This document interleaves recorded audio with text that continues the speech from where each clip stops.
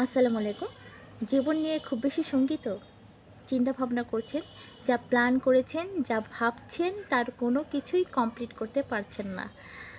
এমনকি যে জিনিসটি হয়ে যাবে সেই জিনিসটিও আপনার হচ্ছে না। এটা নিয়ে হাহুতাশে ভুগছেন। জীবনটাকে এভাবে চিন্তা ভাবনা করে লাভ নেই। কেননা জীবনের যে প্ল্যান, যিনি আপনাকে সৃষ্টি করেছেন সেই সৃষ্টিকর্তার হাতেই ছেড়ে দেন না। তিনি আপনাকে সৃষ্টি করেছেন, তিনিই ভাবতে থাকুক তিনি কোন প্ল্যানে আগাবেন। আপনি আমি কোনো চিন্তা ভাবনা করে কখনো সেই প্ল্যানকে সাকসেসফুল করতে পারবো না, যদি না তার হাত থাকে।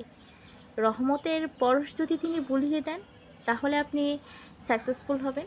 আর রহমতের পরশ যদি তিনি বোলাতে না চান তাহলে সাকসেসফুল হওয়ার পসিবিলিটি নেই।